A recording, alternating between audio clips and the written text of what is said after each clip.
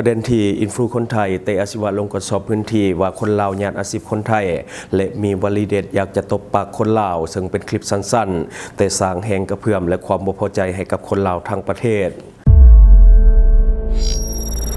Time to shareสวัสดีท่านผู้ชมกลับมาพบกับรายการทำทูแชร์สำหรับหัวข้อข่าวที่เราอยากจะนำเสนอในมื้อนี้ก็คือเกี่ยวข้องกับคลิปสั้นๆที่ว่าเกิดขึ้นในโซเชียลในช่วงนี้ซึ่งว่าหลายคนเห็นแล้วก็รู้สึกบ่พอใจก็คือประเด็นที่อินฟลูคนไทยเตอาศิวะลงพื้นที่ตรวจสอบคนลาวญาติอาชีพคนไทยและมีวลีเด็ดก็คืออยากจะตบปากคนลาวซึ่งเป็นคลิปสั้นๆแต่ว่าสร้างแรงกระเพื่อมให้กับสังคมโดยเฉพาะคนลาวซึ่งเห็นแล้วรู้สึกบ่พอใจแล้วก็มีการวิพากษ์วิจารณ์ค่อนข้างที่จะหลายเดี๋ยวไปเบิ่งคลิปต้นเรื่องนํกันให้มีนายจ้างว่าอย่าให้ออกจากร้านนะไม่อยากจะให้ ทีมคนไทยนะครับก็เดี๋ยวให้พี่เต้จัดการนะครับผม ตอนแรกผมไม่ยุ่งกับเรานะแต่ละปากตีตบปากแตกเลยนะโบบะหลังโบบะครับ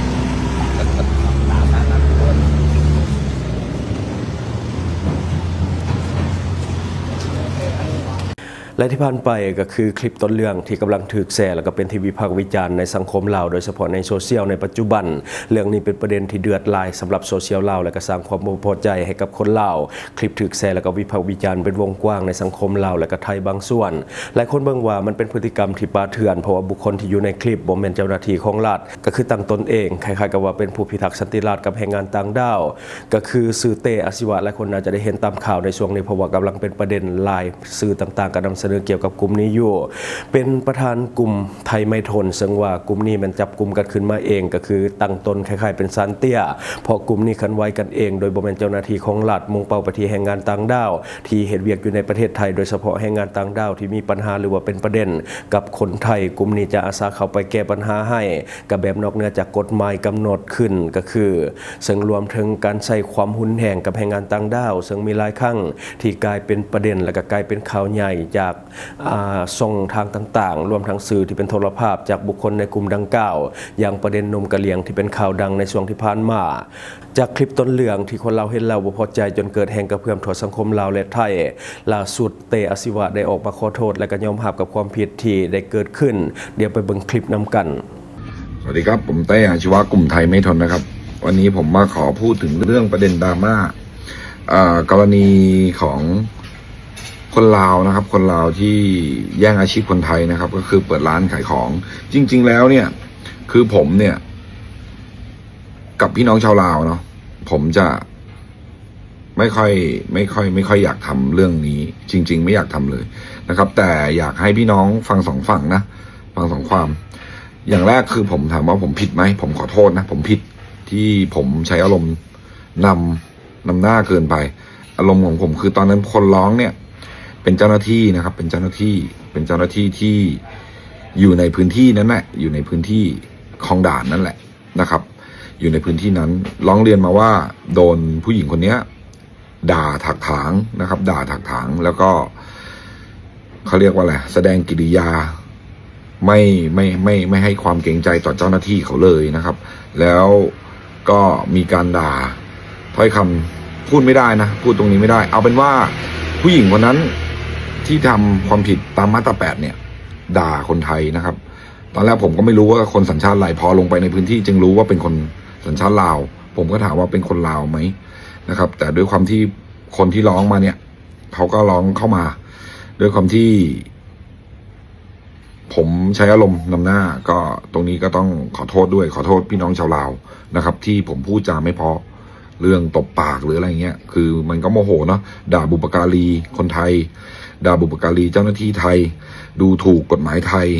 แล้วก็ไม่เกรงกลัวต่อกฎหมายประเทศไทยดังนั้นสิ่งที่ผมทำลงไปถ้ามันไม่ถูกจริตของพวกท่านผมก็ขอประทานอภัยตรงนี้นะครับแต่ทั้งนี้ทั้งนั้นผมจะขอยืนยันตรงนี้นะครับ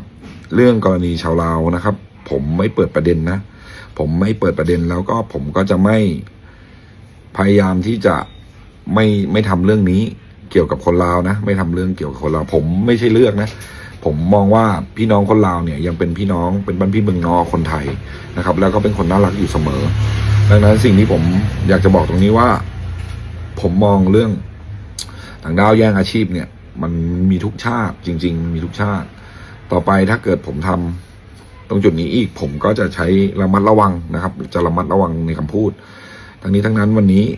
ผมเต้อาชีวะนะครับประธานกลุ่มไทยไม่ทนขอโทษแทนทีมงานและขอโทษแทนตัวเองขอโทษจากใจของผมนะครับขอโทษพี่น้องชาวลาวทุกคนนะครับสปลาวผมยังมีกัลยาณมิตรที่ดีกับพี่น้องคนลาวอยู่เสมอนะครับอะไรที่ทำผิดพลาดไปให้อภัยได้ให้อภัยถ้าเกิดให้อภัยไม่ได้ไม่เป็นไรครับผมก็ไม่จงเกลียดจงชังนะครับยินดีรับคำวิจารณ์ทุกคำนะครับหลังจากโพสต์คลิปนี้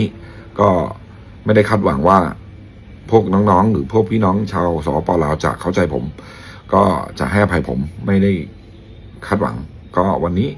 ผมถือว่าผมได้ทำหน้าที่ของผมหน้าที่พลเมืองมีคนร้องเรียนมาผมไปช่วยเพื่อผู้หญิงคนหนึ่งคนนั้นเขาอายุประมาณ55เจ้าหน้าที่ท่านนั้นอายุ55ผมก็เขาไม่มีญาตินะเขาไม่มีลูกไม่มีอะไรเงี้ยเขาก็มาขอให้เราช่วยเราก็ไปช่วยนะครับต้องขอโทษจริงๆจากใจนะครับต้องดูพฤติกรรมของคนนั้นด้วยผู้หญิงคนลาวด้วยว่าเขาทำอะไรผิดนะครับผมอยากให้มองความทั้งสองฝั่งผมอาจจะพูดไม่ดีพูดไม่เพราะก็ขอโทษไปแล้วนะครับผมเต้อาชีวะกลุ่มไทยไม่ทนสวัสดีครับและที่ผ่านไปก็คือคลิปของเตอาชีวะที่ว่าได้ออกมาขอโทษคนลาวทั้งประเทศกับปัญหาที่ว่ามันเกิดขึ้นก็คือเราบริตั้งใจก็คือหลังจากในคนลาวก็น่าจะบอกคือโทษกดเครื่องอย่างเราเพราะว่าเราก็ได้ออกมาขอโทษก็ถือว่าได้เห็นหน้าที่ของเราแล้วเนาะซึ่งว่าหลายคนน่าจะได้เห็นคลิปแล้วเพราะว่าในแฟนเพจของเราก็มีการแชร์ข่าวนี้คือกันปัญหาที่เกิดจากคนต่างดาวในประเทศไทยยอมรับว่ามันหลายเนื่องจากว่าประเทศไทยนี่เป็นประเทศที่รับแรงงานต่างดาวจาก3ประเทศหลักก็คือลาวเมียนมาและก็กัมพูชาซึ่งไทยเองก็เปิดรับอย่างเป็นทางการมี MOU กับหลายประเทศฉะนั้นอย่าแปลกใจว่าเป็นอย่างแรงงานต่างดาวที่อยู่ในประเทศไทยมันหลายพอคนมันหลายเนาะปัญหามันก็หลายคือกันทั้งเรื่องของการย่านอาชีพคนไทยในและก็ปัญหาเรื่องของการปรับตัวการใช้ชีวิตร่วมกับคนไทยปัญหาเรื่องของความแตกต่างด้านวัฒนธรรมการปรับตัวเข้าหากันมันเป็นเรื่องยากบางทีก็มีความบ่เข้าใจกันรวมทั้งพฤติกรรมในการเฮ็ดเวียกต่างๆรวมทั้งเป็นปัญหาเรื่องสังคมต่างๆที่ว่ามันเกิดขึ้นจากปัญหาแรงงานต่างดาวที่ว่าเขาไปเฮ็ดเวียกอยู่ในประเทศไทยแต่สิ่งเหล่านี้มันก็แม่นหน้าที่ของหน่วยงานที่เกี่ยวข้องต้องไปจัดการตามระบบบ่แม่นหน้าที่ของประชาชนทั่วไปมันบ่แม่นหน้าที่ของประชาชนที่ต้องไปบังคับใช้กฎหมายหรือว่ากฎหมู่รวมทั้งความรุนแรงต่างๆที่เกิดขึ้นตามคลิปโดยเฉพาะคลิปที่ผ่านมาเชื่อว่าเรื่องนี้เจ้าหน้าที่ของไทยเขาก็เฮ็ดเวียกอยู่แต่ว่ามันอาจจะช้าเพราะว่ามันไปตามขั้นตอนแล้วก็ตามระบบของราชการมันอาจจะบ่ทันใจของอินฟลูทางไลน์จนต้องใช้วิธีที่มันบ่ถูกต้องบางครั้งพฤติกรรมของอินฟลูที่ออกนอกหน้าเกินไปเฮ็ดให้รู้สึกว่าการบังคับใช้กฎหมายของประเทศไทยมันอ่อนแอเนื่องจากว่าอินฟลูเฮ็ดเวียกไวแต่ว่ามันอาจจะบ่ได้ถูกต้องตามขั้นตอนยอมรับในประเทศไทยอินฟลูเขามีอิทธิพลต่อกับสังคมหลายเนาะแล้วก็มีอินฟลูจำนวนหลายเฮ็ดเวียกแตกต่างกันไปในแต่ละด้านจนบางครั้งก็เห็นว่าไปก้าวไกลการเฮ็ดเวียกของเจ้าหน้าที่ที่มีหน้าที่รับผิดชอบโดยกงตัวอย่างคือตำรวจและก็หน่วยงานอื่นๆที่มีความรับผิดชอบในหน้าเวียกต่างๆบางครั้งก็ไปแทรกแซงกระบวนการและก็การเฮ็ดเวียกของเจ้าหน้าที่เนาะหลายครั้งที่เราเห็นตามข่าวบางครั้งก็ออกนอกหน้าออกนอกตาจนสร้างภาพลักษณ์ที่บ่ดีให้กับหน่วยงานที่มีความรับผิดชอบโดยกงในบรรดาประเทศอาเซียนอื่นๆยังบ่ปรากฏเห็นอินฟลูในประเทศใดที่มีอิทธิพลเหนือหน่วยงานของรัฐและบ่สามารถที่จะเฮ็ดได้หลายครั้งต่อหลายครั้งอินฟลูคนดังของไทย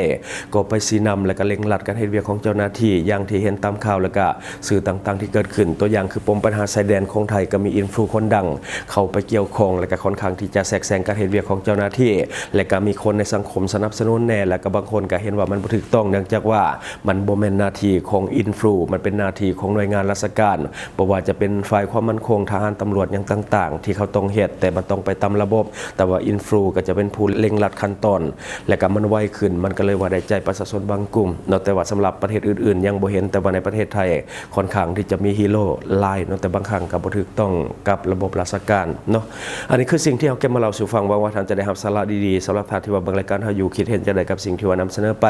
ก็อย่าลืมฝากไว้ภายใต้คอมเมนต์ของเฮาและข้าพเจ้าจะเข้าไปอ่านด้วยตนเองขอขอบใจสนใจโฆษณาประชาสัมพันธ์ธุรกิจและผลิตภัณฑ์ของท่านผ่านรายการของเฮาสนใจติดต่อตามข้อมูลที่ขึ้นหน้าจอในปัจจุบันได้เลย